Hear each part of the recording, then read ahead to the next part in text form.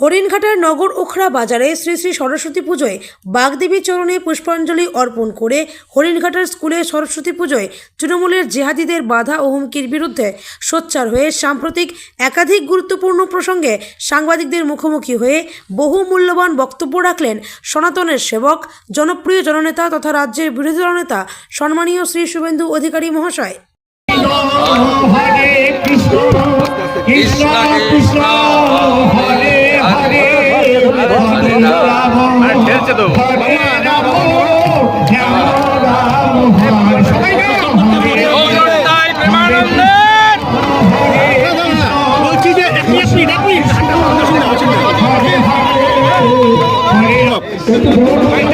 কি বলবেন?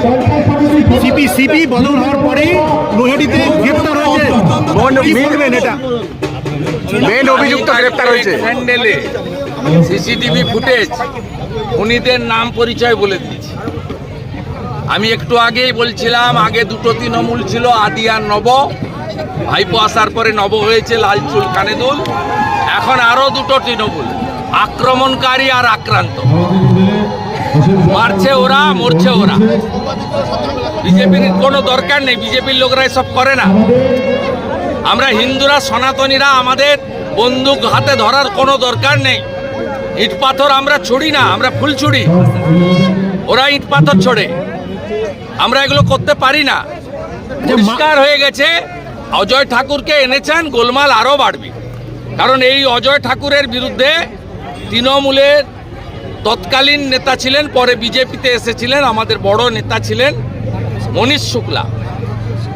প্রকাশ্য সন্ধ্যায় খুন করার অভিযোগ রয়েছে এই অজয় ঠাকুরদের বিরুদ্ধে।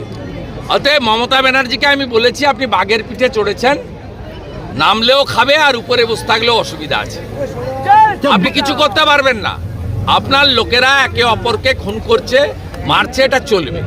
আপনি অলোক রাজরিয়াকে দোষ দিয়ে অজয় ঠাকুরকে এনে কোনোটাই সমাধান হবে না। আচ্ছা, মালদায় অল্পের জন্য রক্ষা পেলেন সাবিত্রী মিত্র। দলে কোনো শৃঙ্খলা নেই, তৃণমূলের ব্লক।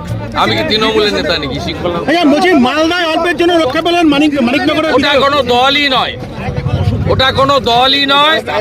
11-র আগে মানুষ সিপিএমকে সরাতে আমরাও খেটেছি। আমার তো বিরাট কন্ট্রিবিউশন আছে।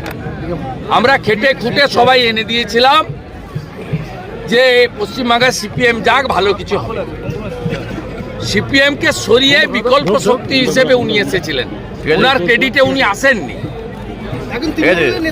ওরা কোনো দলই নয়। আমি তো আপনাকে বলছি, অল আর ল্যাম্প পোস্ট একটাই পোস্ট।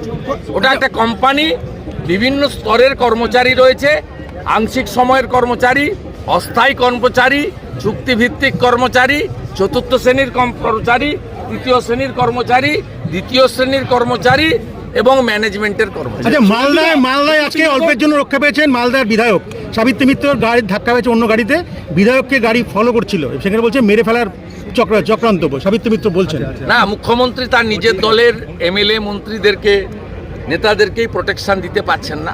সাবিত্রী মিত্রকে বলবো যে তিনি যেন মুখ্য বিধানসভাতে এই বিষয়টা উল্লেখ করেন, আমরা সাথ দেবো না।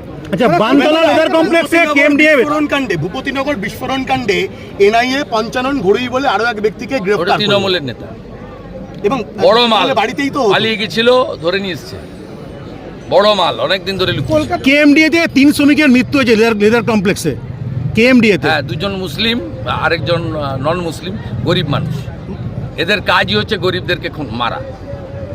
পুলিশ পাহারায় কলকাতায় যারা উত্তরপ্রদেশের দিকে আঙ্গুল তুলেন, তারা এবারে লেদার কমপ্লেক্সের দিকে আগে তাকান। কিছুদিন আগে গার্ডেন ডিচেও একই জিনিস করে 11 জন লেবারের উপর ঘর চাপা দিয়েছে। মদন মিত্র বলছেন 10 মন্ত্রী হতে গেলে 10 কোটি টাকা 20 কোটি টাকা দিতে হবে। কে? মদন মিত্র। আমি এই ধরনের বহু গুণে গুণান্বিত যে সমস্ত মুখপাত্র, তাদের সম্পর্কে বলি না। তবে উনি যে কথাটা কালকে বলেছেন একদম সত্যি কথা। গ্রাম পঞ্চায়েতের প্রধান হতে গেলেও টাকা দিতে হয়, টাকাটা নেয় ভাইপোর পিএ সুমিত। ঠিক আছে, একদম সত্যি কথা বলেছে। ভাইপোর অফিসে বিক্রি হয়, অঞ্চল সভাপতি, ওয়ার্ড কাউন্সিলর, প্রধান প্রত্যেকে টাকা দেন। টাকা দিয়ে কিনে নিয়ে আসেন চুক্তির ভিত্তিতে, এবং টাকাটা নেয় ভাইপোর পিএ সুমিত। দাদা কলকাতার দাদা শেষ প্রশ্ন দাদা মমতা ব্যানার্জি জানেন না এসব প্রশ্রয় দেন না উনি। পুলিশ পাহারায় কলকাতা কলেজে সরস্বতী পুজো হচ্ছে প্রশ্ন এটাও বাংলাদেশ বানিয়ে দিয়েছে, এটাও বাংলাদেশ বানিয়ে দিয়েছে। যশোরে, ওপারের যশোরে, সেখানেও পুলিশ দিয়ে আর্মি দিয়ে পুজো হচ্ছে, আর এপারেও কলকাতাতে আর্মি পুলিশ দিয়ে পুজো হচ্ছে, তাও হাইকোর্টের হস্তক্ষেপে। এখানে আলামিন মণ্ডল আর ওখানে সাবির আলী, মডেল এক, মডেল সব একই মডেল, জিহাদি মডেল। আমরা তুলে ফেলবো। 39% হিন্দু ভোট দিয়েছে। আমি আর পশ্চিমবাংলার আর 5-6% হিন্দুকে বলবো যে দয়া করুন, বাড়ি থেকে বেরিয়ে এসে ভোটটা করুন। কিচ্ছু করতে পারবে না। হিন্দু সরকার হবে, জিহাদি মুক্ত বাংলা করব, উল্টো দিকে ঝোলাবো, সোজা করার কাজ করব।